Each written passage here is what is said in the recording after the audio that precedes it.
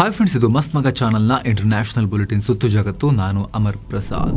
Middle East ಸಂಘರ್ಷದಲ್ಲಿ ಈಗ ಹೊಸ count down ಶುರುವಾಗಿದೆ. ಒಂದ್ ಕಡೆ ಇಸ್ರೇಲ್ ಇರಾನ್ ವಿರುದ್ಧ ಹೊಸ ಆಪರೇಷನ್ಗೆ ತಯಾರಿ ನಡೆಸ್ತಾ ಇದ್ರೆ, ಇತ್ತ ಅಮೆರಿಕ ಇರಾನ್ ವಿರುದ್ಧ ದೊಡ್ಡ ಕ್ರಮಕ್ಕೆ ಮುಂದಾಗಿದೆ. ಇವತ್ತು ಅಂದ್ರೆ ಏಪ್ರಿಲ್ 13ರ ಸಂಜೆ 7:15 ಹಾರ್ಮುಜ್ ಜಲಸಂಧಿ ರಣರಂಗ ಆಗೋ ಸೂಚನೆ ಕಾಣಿಸ್ತಾ ಇದೆ. ಯಾಕಂದ್ರೆ ಇರಾನ್ಗೆ ದಿಗ್ಬಂಧನ ಹಾಕ್ತೀವಿ, ಬ್ಲಾಕ್ ಮಾಡ್ತೀವಿ ಅದನ್ನ ಅಂತ ಅಮೆರಿಕ ಘೋಷಿಸಿದೆ. ಈ ಬಗ್ಗೆ ಅಮೆರಿಕದ ಸೆಂಟ್ರಲ್ ಕಮಾಂಡ್ ಅಂದ್ರೆ ಮಿಡಲ್ ಈಸ್ಟ್ ನ ಉಸ್ತುವಾರಿ ಹೊತ್ತಿರುವ ಅಮೆರಿಕದ ಸೇನಾಪಡೆ ಮಾಹಿತಿ ಕೊಟ್ಟಿದೆ. ಅಧ್ಯಕ್ಷ ಟ್ರಂಪ್ರ ಆದೇಶದ ಮೇರೆಗೆ ಏಪ್ರಿಲ್ 13ರಿಂದಲೇ ಹಾರ್ಮುಜ್ ಜಲಸಂಧಿಗೆ ದಿಗ್ಬಂಧನ ಹಾಕ್ತೇವೆ. ಭಾರತೀಯ ಕಾಲಮಾನದ ಪ್ರಕಾರ ರಾತ್ರಿ 7:30ರಿಂದಲೇ ಬ್ಲಾಕೇಡ್ ಎಫೆಕ್ಟ್ಗೆ ಬರುತ್ತೆ, ಜಾರಿಯಾಗುತ್ತೆ ಅಂತ ಅಮೆರಿಕ ಹೇಳಿದೆ. ಅಲ್ಲದೆ ಕೇವಲ ಇರಾನ್ಗೆ ಹೋಗಿ ಬರೋ ಹಡಗುಗಳಿಗೆ ಮಾತ್ರ ಈ ಕ್ರಮ ಅನ್ವಯಿಸುತ್ತೆ. ಇರಾನ್ ಬಂದರು ಮತ್ತು ಕರಾವಳಿ ಪ್ರದೇಶ ಉಪಯೋಗಿಸೋ ಎಲ್ಲ ರಾಷ್ಟ್ರಗಳ ಹಡಗುಗಳಿಗೆ ಈ ದಿಗ್ಬಂಧನ ಅಪ್ಲೈ ಆಗುತ್ತೆ. ಹಾಗೆ ಅರೇಬಿಯನ್ ಗಲ್ಫ್ ಮತ್ತು ಗಲ್ಫ್ ಆಫ್ ಒಮಾನ್ನಲ್ಲಿರೋ ಇರಾನ್ನ ಎಲ್ಲ ಬಂದರುಗಳನ್ನು ಅಮೆರಿಕದ ಸೇನೆ ಲಾಕ್ ಮಾಡುತ್ತೆ ಅಂತ ಡಿಕ್ಲೇರ್ ಮಾಡಲಾಗಿದೆ. ಇದೇ ವೇಳೆ ಒಂದು ಕ್ಲಾರಿಟಿಯನ್ನು ಕೂಡ ಕೊಟ್ಟಿದ್ದಾರೆ. ಹಾಗಂತ ನಾವು ಇಡೀ ಹಾರ್ಮುಜ್ ಜಲಸಂಧಿಯನ್ನು ಮುಚ್ಚುತ್ತಾ ಇಲ್ಲ. ಇರಾನ್ ಬಂದರನ್ನು ಬಿಟ್ಟು ಬೇರೆ ದೇಶಗಳ ಬಂದರಿನಲ್ಲಿ ಹಡಗುಗಳು ಬಂದು ಹೋದರೆ ಅವುಗಳು ಫ್ರೀಯಾಗಿ ಮೂವ್ ಆಗ್ಬೋದು, ಅವುಗಳನ್ನು ನಾವು ಟಚ್ ಮಾಡಲ್ಲ ಅಂತ ಅಮೆರಿಕ ಸೂಚನೆ ಕೊಟ್ಟಿದೆ. ಅಂದಹಾಗೆ ಹಾರ್ಮುಜ್ ನಮಗೆ ತುಂಬಾನೇ ಮುಖ್ಯ, ಆ ಕಂಟ್ರೋಲ್ ಬಿಡ್ಕೊಡಲ್ಲ ಅಂತ ಇರಾನ್ ಹೇಳ್ತಾ ಬಂದಿತ್ತು. ಅದರ ಬೆನ್ನಲ್ಲೇ ಟ್ರಂಪ್ ಹಾರ್ಮುಜ್ ನೀವು ಕೊಡೋದಲ್ಲ, ನೀವನ್ನ ಹಾರ್ಮುಜಲ್ಲಿ ಲಾಕ್ ಮಾಡ್ತೀವಿ ಅಂತ ಹೇಳಿ ದಿಗ್ಬಂಧನದ ದೊಡ್ಡ ನಿರ್ಧಾರವನ್ನು ತಗೊಂಡಿದ್ದಾರೆ. ಇರಾನ್ ದಿಗ್ಬಂಧನಕ್ಕೆ ಆದೇಶ ಕೊಟ್ಟಿದ್ದಾರೆ. ಈಗ ಅದಕ್ಕೆ ಮುಹೂರ್ತ ಕೂಡ ಫಿಕ್ಸ್ ಆಗಿದೆ. ಹೀಗಾಗಿ ಕಾರ್ಯಾಚರಣೆ ಶುರು ಆದಮೇಲೆ ಹಾರ್ಮುಜ್ ಜಲಸಂಧಿಯಲ್ಲಿ ಇನ್ನೇನು ಕಾದಿದೆಯೋ ಅನ್ನೋ ಆತಂಕ ಇದೆ. ಯಾಕಂದ್ರೆ ಇಲ್ಲಿಗೆ ಬ್ಲಾಕೇಡ್ ಮಾಡೋಕೆ ಬರೋ ಅಮೆರಿಕದ ನೇವಿ ಹಡಗುಗಳ ಮೇಲೆ ಇರಾನ್ ಟಾರ್ಗೆಟ್ ಮಾಡಿ ಮಿಸೈಲ್ ಹೊಡೆದು ಏನಾದರೂ ಒಂದು ಹಡಗನ್ನ ಮುಳುಗಿಸಿದ್ರು ಕೂಡ ಇದನ್ನ ಮತ್ತೆ ಯಾವತ್ತೂ ಕೂಡ ತಡಲಿಕ್ಕೆ ಆಗದಿರೋ ಲೆವೆಲ್ಗೆ ಈ ವಾರ್ ಎಸ್ಕಲೇಟ್ ಆಗುತ್ತೆ. ಜೊತೆಗೆ ಅಮೆರಿಕ ಇರಾನ್ ಹಡಗುಗಳು ಬಿಟ್ಟು ಬೇರೆಯವರು ಯಾರಿಗೂ ನಾವೇನು ತೊಂದರೆ ಕೊಡಲ್ಲ ಅಂತ ಹೇಳ್ತಿದ್ದಾರೆ. ಆದರೆ ಬೇರೆ ಹಡಗುಗಳು ಬಂದಾಗ, ಧೈರ್ಯವಾಗಿ ಬಂದಾಗ, ಓಕೆ ಮುಕ್ತವಾಯಿತು, ಇರಾನ್ ಅಮೆರಿಕ ಬ್ಲಾಕ್ ಮಾಡಿದೆ ಅಂತೇಳಿ ಧೈರ್ಯವಾಗಿ ಬಂದಾಗ ಹಾರಿಸಿರೋ ಮಿಸೈಲ್ ಏನಾದರೂ ಕೂಡ ಈ ಆಯಿಲ್ ಟ್ಯಾಂಕರ್ಗಳಿಗೆ ಬಿದ್ದರೆ, LPG ಟ್ಯಾಂಕರ್ಗೆ ಬಿದ್ದರೆ, ಅಥವಾ ಇರಾನ್ ಬರಬೇಡಿ ಅಂತ ಹೇಳಿದ್ವಿ ಮತ್ತೆ ಯಾಕೆ ಬಂದ್ರಿ ಅಂತ ಹೇಳಿ ಮಿಸೈಲ್ ಫೈರ್ ಮಾಡಿದ್ರೆ ಅದಕ್ಕೆ ರಕ್ಷಣೆ ಕೊಡೋಕ್ಕಾಗತ್ತೆ ಅಮೆರಿಕದ ಕೈಲಿ? ಈ ಆತಂಕ ಕೂಡ ಇದೆ. ಹಾಗಾಗಿ ಸ್ನೇಹಿತರೆ, ಅಮೆರಿಕ ಬೇರೆಯವ್ರಿಗೆ ಬ್ಲಾಕ್ ಇಲ್ಲ, ಇರಾನಿಗೆ ಮಾತ್ರ ಬ್ಲಾಕೇಡ್ ಅಂತ ಹೇಳಿದ್ರೂ ಕೂಡ ಈ ಇಡೀ ಮಾರ್ಗದಲ್ಲಿ ಮತ್ತೊಮ್ಮೆ ತೈಲ ಮತ್ತು ಅನಿಲ ಪೂರೈಕೆ ಆಲ್ರೆಡಿ ಏನು ಗಂಭೀರ ಪೆಟ್ಟು ತಿಂದಿದೆ, ಇನ್ನಷ್ಟು ಅಡಚಣೆಯಾಗುವುದು ಗ್ಯಾರಂಟಿ ಅನ್ನೋ ಲೆಕ್ಕಾಚಾರ ಇದೆ.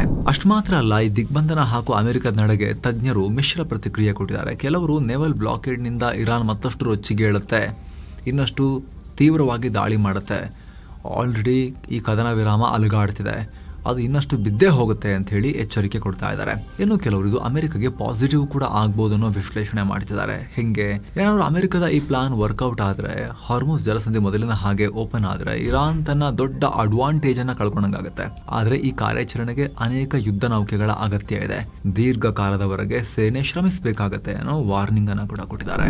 ಇನ್ನು ಸ್ನೇಹಿತರೆ, ಕಾಶಿ, ಅಯೋಧ್ಯೆ, ರಾಮ ಮಂದಿರ ಸೇರಿ ಈ ಜಾಗಗಳಿಗೆಲ್ಲ ಯಾತ್ರೆ ಹೋಗಿ ಬರ್ಬೇಕು ಅನ್ನೋ ಆಸಕ್ತಿ ಇದ್ರೆ ಕಾಲ್ ಮಾಡಿ ಬುಕ್ ಮಾಡಿಕೊಂಡು ನೀವು ಹೋಗಿ ಬರ್ಬೋದು, ಹಿರಿಯ ನಾಗರಿಕರಿಗೆ ಸ್ಪೆಷಲ್ ಕೇರ್ನೊಂದಿಗೆ. ಏನೋ ನಿರೀಕ್ಷೆ ಮಾಡಿದ ಹಾಗೆ ಅಮೆರಿಕದ ಈ ನೇವಲ್ ಬ್ಲಾಕೇಡ್ ಬೆದರಿಕೆಗೆ ಇರಾನ್ ಕಟುವಾದ ಪ್ರತಿಕ್ರಿಯೆ ಕೊಟ್ಟಿದೆ. ಇರಾನ್ನ ನೇವಿ ಚೀಫ್ ಶಹರಾಮ್ ಇರಾನಿ ಅಮೆರಿಕದ ನಡೆಯನ್ನ ನೇರವಾಗಿ ಗೇಲಿ ಮಾಡಿದ್ದಾರೆ.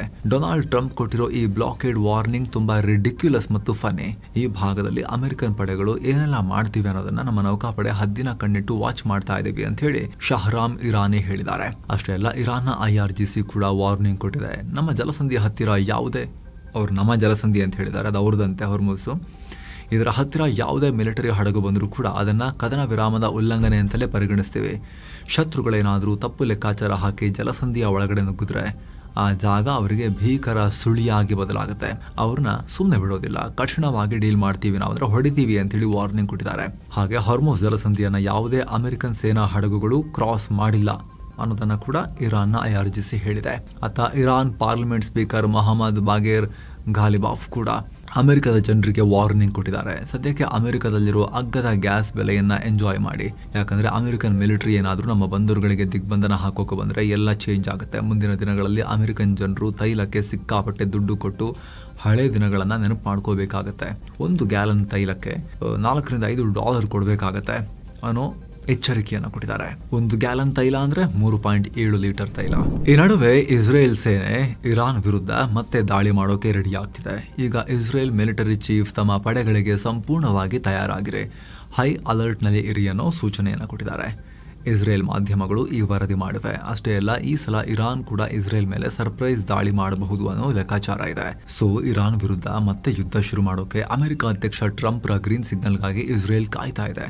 ಒಂದ್ಸಲ ಓಕೆ ಅಂತ ಹೇಳಿ ಗ್ರೀನ್ ಸಿಗ್ನಲ್ ಸಿಕ್ಕರೆ ಇರಾನ್ನ ಎನರ್ಜಿ ಇನ್ಫ್ರಾಗಳ ಮೇಲೆ ದಾಳಿ ಮಾಡೋಕೆ ಇಸ್ರೇಲ್ ಸ್ಕೆಚ್ ಹಾಕೊಂಡು ಕೂತಿದೆ ಅನ್ನೋ ರಿಪೋರ್ಟ್ ಬರ್ತಾ ಇದೆ. ಇನ್ನು ಇರಾನ್ ಜೊತೆಗಿನ ಮಾತುಕತೆ ಫೇಲ್ ಆಗಿರೋ ಬಗ್ಗೆ ಟ್ರಂಪ್ ಮತ್ತೆ ರಿಯಾಕ್ಟ್ ಮಾಡಿದ್ದಾರೆ. ಇರಾನ್ ಮತ್ತೆ ಮಾತುಕತೆಗೆ ಬರುತ್ತೋ ಇಲ್ವೋ ನಾನ್ ತಲೆ ಕೆಡಿಸ್ಕೊಳ್ಳಲ್ಲ, ಇರಾನ್ ಬರದೇ ಇದ್ರೂ ನನಗೇನು ಪ್ರಾಬ್ಲಮ್ ಇಲ್ಲ ಅಂತ ಹೇಳಿದ್ದಾರೆ. ಅಲ್ಲದೆ ಈ ಮಾತುಕತೆಯಲ್ಲಿ ಇರಾನ್ಗೆ ಅಣ್ವಸ್ತ್ರ ಹೊಂದಬೇಕು ಅನ್ನೋ ಆಸೆ ಇರುವುದು ಸ್ಪಷ್ಟವಾಗಿದೆ. ಆದರೆ ಯಾವುದೇ ಕಾರಣಕ್ಕೂ ನಾವು ಅದಕ್ಕೆ ಅವಕಾಶ ಮಾಡಿಕೊಡಲ್ಲ ಅಂತ ಟ್ರಂಪ್ ಹೇಳಿದ್ದಾರೆ. ಹಾಗೆ ಈ ಮಾತುಕತೆ ಸಕ್ಸಸ್ ಆಗಲಿ ಅಥವಾ ಫೇಲ್ ಆಗಲಿ, ಕೊನೆಗೆ ಗೆಲ್ಲೋದು ನಾವು ಮಾತ್ರ ಅನ್ನೋ ಹೇಳಿಕೆ ಕೊಟ್ಟಿದ್ದಾರೆ. ಇನ್ನು ಅಮೆರಿಕದ ನೇವಲ್ ಬ್ಲಾಕೇಡ್ ನಡೆ ಪರೋಕ್ಷವಾಗಿ ಚೈನಾ ವಿರುದ್ಧ ಸಾರಿದ ಯುದ್ಧ ಅಂತ ಕೂಡ ವಿಶ್ಲೇಷಣೆ ಮಾಡಲಾಗ್ತಿದೆ. ಯಾಕಂದ್ರೆ ಇರಾನ್ನಿಂದ ಅತಿ ಹೆಚ್ಚು ತೈಲ ಖರೀದಿ ಮಾಡೋದು ಇದೇ ಚೈನಾ. ಇರಾನ್ ರಫ್ತು ಮಾಡೋ ಆಯಿಲ್ನಲ್ಲಿ 90% ಚೀನಾ ತಗೊಂಡು ಹೋಗ್ತಾ ಇತ್ತು. ಪ್ರತಿದಿನ ಆಲ್ಮೋಸ್ಟ್ 1.6 ಮಿಲಿಯನ್ ಬ್ಯಾರೆಲ್ ತೈಲವನ್ನ ಚೀನಾ ಕುಡಿತಾ ಇತ್ತು. ಶಾಡೋ ಫ್ಲೀಟ್ ಮೂಲಕ ಅಮೆರಿಕದ ಕಣ್ಣಿಗೆ ಮಣ್ಣೆ ರುಚಿ ಕಳ್ಳ ಸಾಗಾಣಿಕೆ ಮಾಡ್ತಾ ಇದ್ರು ಡಿಸ್ಕೌಂಟ್ ರೇಟ್ ನಲ್ಲಿ. ಈಗ ಅಮೆರಿಕದ ಬ್ಲಾಕೇಡ್ ನಿಂದ ಇರಾನ್ ಆರ್ಥಿಕತೆಗೆ ದೊಡ್ಡ ಪೆಟ್ಟು ಬೀಳುತ್ತೆ. ಅತ್ತ ಚೈನಾಗೆ ಕಮ್ಮಿ ರೇಟ್ ನಲ್ಲಿ ಸಿಗ್ತಾ ಇದ್ದ ತೈಲ ಕೂಡ ಬಂದ್ ಆಗುತ್ತೆ. ಇದರಿಂದ ಚೈನಾ ದುಬಾರಿ ರೇಟ್ ಕೊಟ್ಟು ಸೌದಿ ಅಥವಾ ರಷ್ಯಾದಂತಹ ರಾಷ್ಟ್ರಗಳ ಮೊರೆ ಹೋಗೋ ಅನಿವಾರ್ಯತೆ ಸೃಷ್ಟಿಯಾಗಿದೆ. ಇನ್ನು ಭಾರತದ ವಿಚಾರಕ್ಕೆ ಬರೋದಾದ್ರೆ ಈ ಬ್ಲಾಕೇಡ್ ನಿಂದ ನಮಗೆ ನೇರವಾಗಿ ಯಾವುದೇ ದೊಡ್ಡ ಎಫೆಕ್ಟ್ ಇಲ್ಲ. ಯಾಕಂದ್ರೆ ನಾವು ಇರಾನ್ ನಿಂದ ಖರೀದಿ ಮಾಡೋ ಆಯಿಲ್ ಪ್ರಮಾಣ ತೀರಾ ಕಮ್ಮಿ ಇದೆ. ಆದ್ರೆ ಇದರ ಪರೋಕ್ಷ ಪರಿಣಾಮ ಭಾರತಕ್ಕೂ ಉಂಟಾಗುತ್ತೆ.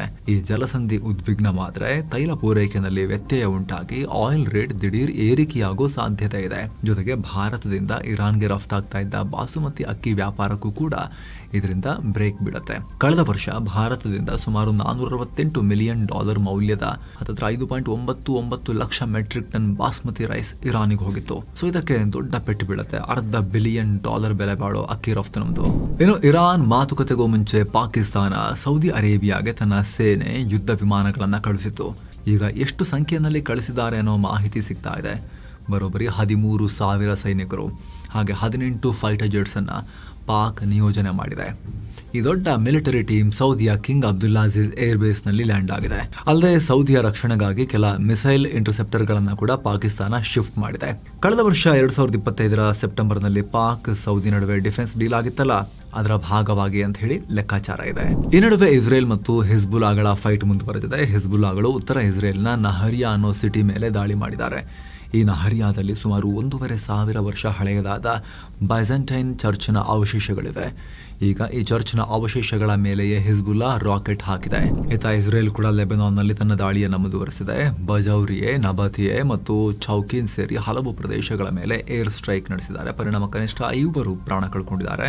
ಇನ್ನು ಲೆಬನಾನ್ನಲ್ಲಿ ಇಸ್ರೇಲ್ ದಾಳಿಗೆ ಮಾರ್ಚ್ 2ರಿಂದ ಇಲ್ಲಿವರೆಗೆ 2,055ಕ್ಕೂ ಅಧಿಕ ಜನ ಪ್ರಾಣ ಕಳ್ಕೊಂಡಿದ್ದಾರೆ. 6,500ಕ್ಕೂ ಅಧಿಕ ಜನ ಗಂಭೀರವಾಗಿ ಗಾಯಗೊಂಡಿದ್ದಾರೆ ಅಂತ ಲೆಬನಾನ್ನ ಆರೋಗ್ಯ ಇಲಾಖೆ ಮಾಹಿತಿ ಕೊಟ್ಟಿದೆ. ಇದೆಲ್ಲದರ ನಡುವೆ ಇಸ್ರೇಲ್ ಪ್ರಧಾನಿ ಬೆಂಜಮಿನ್ ನೆತನ್ಯಾಹು ದಕ್ಷಿಣ ಲೆಬನಾನ್ಗೆ ದಿಢೀರ್ ಭೇಟಿ ಕೊಟ್ಟಿದ್ದಾರೆ.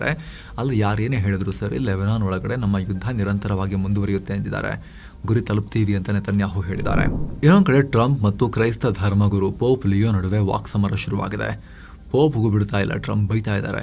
ಯುದ್ಧ ನಿಲ್ಲಿಸಿ, ಶಾಂತಿ ಕಾಪಾಡಿ ಅಂತ ಪೋಪ್ ಇತ್ತೀಚೆಗೆ ಕರೆ ಕೊಟ್ಟಿದ್ರು. ಇದಕ್ಕೆ ಟ್ರಂಪ್ ಉದ್ದ ಪೋಸ್ಟ್ ಹಾಕಿ ಪೋಪ್ಗೆನೆ ವಾರ್ನಿಂಗ್ ಕೊಟ್ಟಿದ್ದಾರೆ.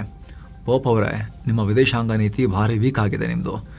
ನೀವು ನಿಮ್ಮ ಧರ್ಮದ ಕೆಲಸ ಮಾತ್ರ ನೋಡ್ಕೊಳ್ಳಿ, ಪಾಲಿಟಿಕ್ಸ್ಗೆ ಯಾಕೆ ಬರ್ತೀರಾ ಅಂತ ಹೇಳಿದ್ದಾರೆ. ಅಲ್ಲದೆ ಇರಾನ್ ಕೈಗೆ ಅಣ್ವಸ್ತ್ರ ಸಿಗೋದನ್ನು ನೋಡಿಕೊಂಡು ಸುಮ್ಮನಿರುವಂಥ ಪೋಪ್ ನಮಗೆ ಬೇಕಾಗಿಲ್ಲ. ಅಮೆರಿಕಾಗೆ ನಶಾ ವಸ್ತು ಸಪ್ಲೈ ಮಾಡ್ತಾ ಇದ್ದ ವೆನೆಜುವೆಲಾ ಮೇಲೆ ನಾವು ಅಟ್ಯಾಕ್ ಮಾಡಿದ್ರೆ ಅದಕ್ಕೂ ಬೈತೀರಿ ನೀವು. ಹಾಗಿದ್ರೆ ಕೋವಿಡ್ ಟೈಮ್ನಲ್ಲಿ ಚರ್ಚ್ಗಳಲ್ಲಿ ನಿರ್ಬಂಧ ಹೇರಿದಾಗ ಪೋಪ್ ಯಾಕೆ ಸುಮ್ಮನಿದ್ರು? ಚರ್ಚ್ ಹತ್ರ ಹೋದರೂ ಕೂಡ ಎಷ್ಟೋ ಜನರನ್ನ ಅರೆಸ್ಟ್ ಮಾಡ್ತಾ ಇದ್ರು. ಆಗ ಯಾಕೆ ಮಾತಾಡಲಿಲ್ಲ ನೀವು? ನಿಮಗಿಂತ ನಿಮ್ಮ ಸಹೋದರ ಲೂಯಿಸ್ ಅವರೇ ಬೆಟರ್ ಇದ್ದಾರೆ. ಅವ್ರು ನಮ್ಮ ಮ್ಯಾಗಾ ಅಂದ್ರೆ ಮೇಕ್ ಅಮೆರಿಕಾ ಗ್ರೇಟ್ ಅಗೇನ್ ಅಭಿಯಾನಕ್ಕೆ ಫುಲ್ ಸಪೋರ್ಟ್ ಕೊಡ್ತಾರೆ. ಒಂದು ವೇಳೆ ನಾನು ಅಮೆರಿಕದ ಅಧ್ಯಕ್ಷನಾಗಿರ್ಲಿಲ್ಲ ಅಂದ್ರೆ ನೋಡಿ, ನೀವು ವ್ಯಾಟಿಕನ್ ನಲ್ಲಿ ಪೋಪ್ ಆಗ್ತಾನೆ ಇರಲಿಲ್ಲ. ಪೋಲ್ ಲಿಸ್ಟ್ ನಲ್ಲೂ ನಿಮ್ಮ ಹೆಸರು ಬರ್ತಾ ಇರಲಿಲ್ಲ. ನನ್ನೊಂದಿಗೆ ಡೀಲ್ ಮಾಡೋಕೆ ಅಂತಲೇ ಚರ್ಚ್ ನಿಮ್ಮನ್ನ ದಿಢೀರ್ ಅಂತ ಪೋಪ್ ಮಾಡಿದ್ ಗೊತ್ತಾ ನಿಮಗೆ ಅಂತೆಲ್ಲ ಟ್ರಂಪ್ ಹೇಳಿದ್ದಾರೆ ಪೋಪ್ಗೆ. ಅಷ್ಟು ಮಾತ್ರ ಅಲ್ಲ, ನೀವೊಬ್ಬ ಅಮೆರಿಕನ್ ಅಂತ ಈ ತರ ಮಾಡ್ತು, ಆದ್ರೆ ನೀವೀಗ ಒಬಾಮಾ ಬೆಂಬಲಿಗರ ಜೊತೆ ಸೇರಿ ಎಡಪಂಥೀಯ ಪೋಪ್ ಆಗ್ತಿದ್ದೀರ ನೀವು ಅಂತ ಹೇಳಿ ಕಿಡಿಕಾರಿದ್ದಾರೆ ಟ್ರಂಪ್. ಅಷ್ಟು ಮಾತ್ರ ಅಲ್ಲ, ನಾನು ಭಾರಿ ಬಹುಮತದಿಂದ ಗೆದ್ದು ಬಂದು ಸ್ಟಾಕ್ ಮಾರ್ಕೆಟ್ ಹೆಚ್ಚಿಸಿ ಕ್ರೈಮ್ ರೇಟ್ ಕಮ್ಮಿ ಮಾಡ್ತಾ ಇದ್ದೀನಿ. ನೀವು ರಾಜಕೀಯ ಮಾಡೋದು ಬಿಟ್ಟು ನಿಮ್ಮ ಪೋಪ್ ಕೆಲಸ ಏನಿದೆ ಅದನ್ನು ಮಾಡಿ, ಇಲ್ಲದ್ರೆ ಇಡೀ ಕ್ಯಾಥೋಲಿಕ್ ಚರ್ಚ್ಗೇನೆ ಭಾರಿ ಡ್ಯಾಮೇಜ್ ಆಗುತ್ತೆ ನೋಡಿ ಅಂಥೇಳಿ ಟ್ರಂಪ್ ವಾಚಾಮಗೋಚರವಾಗಿ ಪೋಪ್ ಮೇಲೆ ದಾಳಿ ಮಾಡಿದ್ದಾರೆ. ಪೋಪ್ಗೆ ಟ್ಯಾರಿಫ್ ಹಾಕ್ತೀನಿ ಅಂತ ಹೇಳಿಲ್ಲ ಸದ್ಯಕ್ಕೆ ಇವರು. ಅಷ್ಟು ಮಾತ್ರ ಅಲ್ಲ, ಟ್ರಂಪ್ ತಮ್ಮನ್ನು ತಾವೇ ಈಗ ನೆಕ್ಸ್ಟ್ ಹೊಸ ದೇವ್ರ ಥರ ಡಿಕ್ಲೇರ್ ಮಾಡ್ಕೊಳ್ಳೋಕೆ ಪ್ಲಾನ್ ಮಾಡೋದಂಗೆ ಕಾಣಿಸ್ತಾ ಇದೆ. ಒಂದು ಫೋಟೋ ಹಾಕಿದ್ದಾರೆ ಟ್ರಂಪ್, ಯೇಸು ಕ್ರಿಸ್ತರ ಥರ ಪೋಸ್ ಕೊಟ್ಟಿದ್ದಾರೆ ಆ ಫೋಟೋದಲ್ಲಿ ಟ್ರಂಪ್. ಅದರಲ್ಲಿ ಮಲಗಿದ್ದ ವ್ಯಕ್ತಿ ಮೇಲೆ ದೇವ ಮಾನವನ ಥರ ಟ್ರಂಪ್ ಬಂದು ಕೈ ಇಡ್ತಾ ಇರೋದು, ಹಾಗೆ ಅವರ ಸುತ್ತಮುತ್ತಲಿನ ಜನರೆಲ್ಲ ಟ್ರಂಪ್ಗೆ ದೇವರು ಅಂತ ಹೇಳಿ ಕೈ ಮುಗಿತಿರೋದು ಕಂಡು ಬಂದಿದೆ. ಈ ಪೋಸ್ಟ್ ಜಾಗತಿಕ ಮಟ್ಟದಲ್ಲಿ ತೀವ್ರ ವಿರೋಧಕ್ಕೆ ಕಾರಣ ಆಗಿದೆ. ಟ್ರಂಪ್ ಪದೇ ಪದೇ ತಮ್ಮನ್ನ ಯೇಸು ಕ್ರಿಸ್ತರ ರೀತಿ ಬಿಂಬಿಸುವ ಮೂಲಕ ಕ್ರೈಸ್ತರ ಭಾವನೆಗೆ ಧಕ್ಕೆ ತರ್ತಾ ಇದ್ದಾರೆ ಅಂತೇಳಿ ಟೀಕೆ ಮಾಡಲಾಗ್ತಿದೆ. ಏನು ಇರಾನ್ನಲ್ಲಿರೋ ಯಹೂದಿಗಳ ಮೇಲೆ ಇಸ್ರೇಲ್ ಮನಬಂದಂತೆ ದಾಳಿ ಮಾಡಿದೆ ಅಂತ ಇರಾನ್ನಲ್ಲಿರೋ ಯಹೂದಿ ಸಮುದಾಯದವರು ಆರೋಪ ಮಾಡಿದ್ದಾರೆ. ಅದರಲ್ಲೂ ಇರಾನ್ ಸಂಸತ್ನಲ್ಲಿರೋ ಯಹೂದಿ ಸಮುದಾಯದ ಎಂಪಿ ಹೊಮಾಯೋನ್ ಸಮೇಯ ಆಕ್ರೋಶ ವ್ಯಕ್ತಪಡಿಸಿದ್ದಾರೆ. ಟೆಹರಾನ್ನಲ್ಲಿರೋ ರಫೀನಿಯಾ ಸಿನಗಾಗ್ ಮೇಲೆ, ಯಹೂದಿಗಳ ಪವಿತ್ರ ಸ್ಥಳದ ಮೇಲೆ ಇಸ್ರೇಲ್ ಕ್ಷಿಪಣಿ ದಾಳಿ ಮಾಡಿತ್ತು. ಇದರಿಂದ ಅನೇಕ ಯಹೂದಿಗಳಿಗೂ ಗಾಯಗಳಾಗಿವೆ. ಯಹೂದಿಗಳ ಪವಿತ್ರ ಗ್ರಂಥಗಳು ಇಲ್ಲಿ ಸುಟ್ಟು ಹೋಗಿವೆ. ಇಸ್ರೇಲ್ಗೆ ಇರಾನ್ನಲ್ಲಿರೋ ಯಹೂದಿಗಳ ಬಗ್ಗೆ ದ್ವೇಷ ಇದೆ ಅಂತ ಹೇಳಿ ಈ ಖಾಮೆನಿ ಆಡಳಿತದ ಯಹೂದಿ ಮುಖಗಳನ್ನ ಮುಂದೆ ಬಿಟ್ಟು ಸ್ಟೇಟ್ಮೆಂಟ್ ಕೊಡಿಸಲಾಗಿದೆ. ಅಲ್ಲಿ ನಿಮಗಿಲ್ಲಿ ಆಶ್ಚರ್ಯ ಆಗ್ಬೋದು, ಇರಾನಲ್ಲಿ ಯಹೂದಿಗಳಿದಾರ ಅಂತ. ಒಂದು ಸ್ವಲ್ಪ ಜನ ಇದ್ದಾರೆ, ಒಂದು 10,000 ಆಸುಪಾಸಲ್ಲಿ ಯಹೂದಿ ಪಾಪ್ಯುಲೇಷನ್ ಇರಾನ್ನಲ್ಲಿದೆ. 1979 ಇಸ್ಲಾಮಿಕ್ ಕ್ರಾಂತಿಗೂ ಮುನ್ನ 100,000ಕ್ಕೂ ಅಧಿಕ ಯಹೂದಿಗಳಿದ್ರು. ಅತಿ ಹೆಚ್ಚು ಯಹೂದಿಗಳಿದ್ದ ರಾಷ್ಟ್ರಗಳಲ್ಲಿ ಇರಾನ್ ಕೂಡ ಟಾಪ್ನಲ್ಲಿ ಬರ್ತಾ ಇತ್ತು. ಸೇಮ್ ಈಗ ಇಸ್ರೇಲ್ ಒಳಗಡೆ ಮುಸ್ಲಿಮರು ಹೇಗೆ ಡೆಮೋಕ್ರಸಿಯಲ್ಲಿ ಪಾಲ್ಗೊಂಡು ಒಂದು 20% ಇದ್ದಾರೆ ಅಲ್ಲಿ ಅರಬ್ ಮುಸ್ಲಿಮ್ಸ್ ಇಸ್ರೇಲ್ ಒಳಗಡೆ ಪಾಪ್ಯುಲೇಷನ್, ಅವ್ರು ಹೇಗೆ ಇಸ್ರೇಲ್ನ ಡೆಮೋಕ್ರಸಿಯಲ್ಲಿ ಪಾಲ್ಗೊಂಡಿದ್ದಾರೋ ಹಾಗೆ ಇರಾನ್ನಲ್ಲಿ ಅಲ್ಲಿನ ಸೊಸೈಟಿಯ ಭಾಗ ಆಗಿ ನಿಶ್ಚಿಂತೆಯಿಂದ ಜೀವನ ಮಾಡ್ತಿದ್ರು. ಆದರೆ ಇಸ್ಲಾಮಿಕ್ ಕ್ರಾಂತಿ ಬಳಿಕ ಈ ಸುಪ್ರೀಂ ಲೀಡರ್ ಆಡಳಿತ ಬಂದ್ಮೇಲೆ, ಮೊದಲಿಗೆ ಖೊಮೇನಿ ಆಮೇಲೆ ಖಾಮೆನಿ ಇವರೆಲ್ಲ ಬಂದ್ಮೇಲೆ ಅವ್ರ ಮೇಲೆ ದೌರ್ಜನ್ಯ ಜಾಸ್ತಿ ಆಯ್ತು, ದಬ್ಬಾಳಿಕೆ ಹೆಚ್ಚಾಯ್ತು, ಎಲ್ಲ ದೇಶ ಬಿಡಿಸಿ ಓಡಿಸಿದ್ರು, ಸುಮಾರು ಜನರನ್ನ ಮುಗಿಸಿದ್ರು. ಇಷ್ಟಾದ್ರೂ ಕೂಡ ಓವರ್ ಆಲ್ ಜಗತ್ತಿನಲ್ಲಿ ಯಹೂದಿಗಳ ಪಾಪ್ಯುಲೇಷನ್ ತುಂಬಾ ಸ್ಮಾಲ್ ಇರೋದ್ರಿಂದ ಅತಿ ಹೆಚ್ಚು ಯಹೂದಿಗಳಿರೋ ರಾಷ್ಟ್ರ ಅಂತ ಚೆಕ್ ಮಾಡಿದಾಗ 26ನೇ ಸ್ಥಾನದಲ್ಲಿ ಇರಾನ್ ಕಾಣಿಸ್ಕೊಳ್ಳುತ್ತೆ. ಇನ್ನು ಭಾರತ, ನ್ಯೂಜಿಲೆಂಡ್, ಜಪಾನ್, ಚೈನಾ ಎಲ್ರಿಗಿಂತ ಅಲ್ಲಿ ಜಾಸ್ತಿ ಯಹೂದಿಗಳಿದ್ದಾರೆ. ಏನು Iran supreme leader Ayatollah Ali Khamenei ಹತ್ಯೆಯಾಗಿ 40 ದಿನ ಕಳೆಯಿತು. ಈ ಹಿನ್ನೆಲೆಯಲ್ಲಿ ದಿಲ್ಲಿಯ ಇರಾನ್ ರಾಯಭಾರಿ ಕಚೇರಿಯಲ್ಲಿ ವಿಶೇಷ ಶ್ರದ್ಧಾಂಜಲಿ ಕಾರ್ಯಕ್ರಮ ಇಟ್ಕೊಳ್ಳಲಾಗಿತ್ತು. ಅದರಲ್ಲಿ ಭಾರತದ ಪರ ವಿದೇಶಾಂಗ ಖಾತೆ ರಾಜ್ಯ ಸಚಿವ ಪವಿತ್ರ ಮಾರ್ಗರೀಟಾ ಪಾಲ್ಗೊಂಡಿದ್ರು. ಈ ಬಗ್ಗೆ ವಿದೇಶಾಂಗ ವಕ್ತಾರ ರಣಧೀರ್ ಜೈಸ್ವಾಲ್ ಮಾಹಿತಿ ಕೊಟ್ಟಿದ್ದಾರೆ. ವೇಳೆ ಭಾರತ ಮತ್ತು ಇರಾನ್ ನಡುವಿನ ಸಾಂಸ್ಕೃತಿಕ ಹಾಗೂ ಜನರ ನಡುವಿನ ಭಾರಿ ಆಳವಾದ ಸಂಬಂಧ, ಅದರ ಬಗ್ಗೆ ಎಲ್ಲ ಅವರು ಹೈಲೈಟ್ ಮಾಡಿ ಮಾತನಾಡಿದ್ದಾರೆ ಜೈಸ್ವಾಲ್ ಅವರು. ಈ ಹಿಂದೆ ಮಾರ್ಚ್ 5ನೇ ತಾರೀಕು ವಿದೇಶಾಂಗ ಕಾರ್ಯದರ್ಶಿ ವಿಕ್ರಮ್ ಮಿಶ್ರಿ ಇರಾನ್ ರಾಯಭಾರ ಕಚೇರಿಗೆ ಭೇಟಿ ಕೊಟ್ಟು ಖಾಮೆನಿ ನಿಧನಕ್ಕೆ ಭಾರತದ ಪರವಾಗಿ ಸಂತಾಪ ಸೂಚಿಸಿ ಅಲ್ಲಿ ಬರೆದು ಬಂದಿದ್ರು ಬುಕ್ಕಲ್ಲಿ. ಇನ್ನು ಇರಾನ್ನಲ್ಲಿ ಗಲ್ಲು ಶಿಕ್ಷೆಗಳ ಸಂಖ್ಯೆ ಹಿಂದಿನಗಿಂತಲೂ ಜಾಸ್ತಿ ಆಗ್ತಾ ಇದೆ. 2025ರ ಒಂದೇ ವರ್ಷದಲ್ಲಿ ಬರೋಬ್ಬರಿ 1639 ಜನರಿಗೆ ಮರಣದಂಡನೆಯನ್ನು ಜಾರಿ ಮಾಡಲಾಗಿದೆ. 1989ರ ನಂತರ ಅತಿ ಹೆಚ್ಚು, ಇದು 3.5 ದಶಕಗಳಲ್ಲೇ ಅತಿ ಹೆಚ್ಚು. ಅಂದ್ರೆ ಪ್ರತಿದಿನ 4ಕ್ಕಿಂತ ಹೆಚ್ಚು ಜನರನ್ನ, ಅದರಲ್ಲೂ ಕೂಡ 48 ಮಹಿಳೆಯರು ಕೂಡ ಇದ್ದಾರೆ. ಈಗಂತೂ ಯುದ್ಧ ಬೇರೆ ಆಗ್ತಿರೋದ್ರಿಂದ ಡೌಟ್ ಬಂದವ್ರನ್ನೆಲ್ಲ ಎತ್ಕೊಂಡು ಹೋಗ್ತಾ ಇದ್ದಾರೆ. ಈ ವರ್ಷ ಇನ್ನೂ ಜಾಸ್ತಿ ಆಗ್ಬೋದು ಅನ್ನೋ ಲೆಕ್ಕಾಚಾರ, ಆತಂಕ ಇದೆ. ಇನ್ನು ಹಾರ್ಮುಜ್ ನಲ್ಲಿ ಇರಾನ್ ಮತ್ತು ಅಮೆರಿಕ ಸೇನೆ ಎದುರು ಬದುರಾಗಿರೋ ಭಯದಿಂದ ಮಾರ್ಕೆಟ್ ಮತ್ತೆ ಅಲುಗಾಡಿದೆ. ಸುತ್ತು ಜಗತ್ತು ರೆಕಾರ್ಡ್ ಆಗೋ ವೇಳೆ ಭಾರತದ ಮಾರ್ಕೆಟ್ಸ್ ನ ಸ್ಟೇಟಸ್ ನೀವು ನೋಡ್ತಾ ಇದ್ದೀರಿ. ಸೆನ್ಸೆಕ್ಸ್, ನಿಫ್ಟಿ ಎಲ್ಲ ಯಾವ ತರ ಇತ್ತು ಅಂತ ಹೇಳಿ.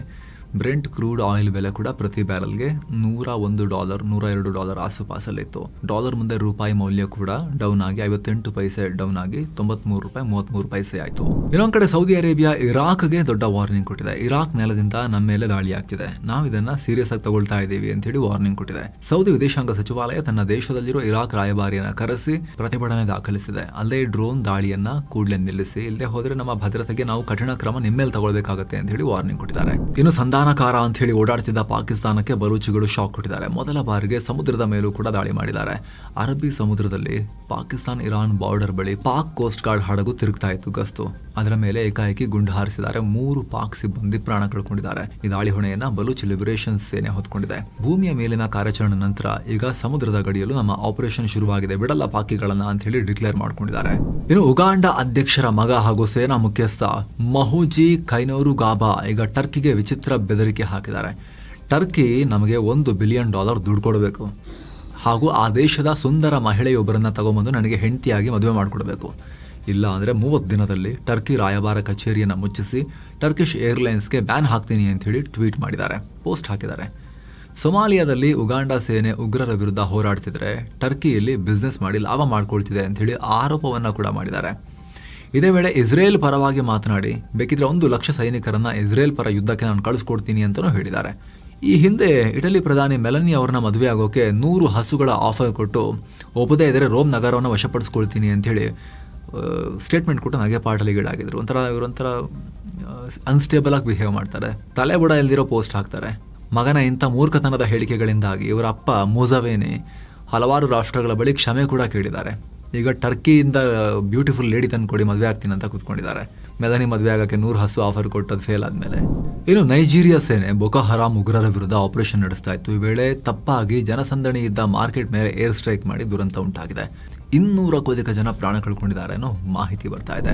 ಇನ್ನು ಆಸ್ಟ್ರೇಲಿಯಾದಲ್ಲಿ ಮೊದಲ ಬಾರಿಗೆ ಮಹಿಳೆಯೊಬ್ಬರು ಆರ್ಮಿ ಚೀಫ್ ಆಗಿದ್ದಾರೆ. ಲೆಫ್ಟಿನೆಂಟ್ ಜನರಲ್ ಸೂಸನ್ ಕಾಯ್ಲ್ ಈ ಸ್ಥಾನ ತುಂಬುತ್ತಾ ಇದ್ದಾರೆ. ಜುಲೈ ತಿಂಗಳಲ್ಲಿ ಇವರು ಅಧಿಕಾರವನ್ನು ಸ್ವೀಕರಿಸ್ತಾ ಇದ್ದಾರೆ. ಆಸ್ಟ್ರೇಲಿಯಾ ಪ್ರಧಾನಿ ಆಂಟನಿ ಅಲ್ಬನೀಸ್ ಈ ಘೋಷಣೆ ಮಾಡಿದ್ದು ಇದೊಂದು ಐತಿಹಾಸಿಕ ಕ್ಷಣ ಅಂತ ಡಿಫೆನ್ಸ್ ಮಿನಿಸ್ಟರ್ ಕೂಡ ಬಣ್ಣಿಸಿದ್ದಾರೆ.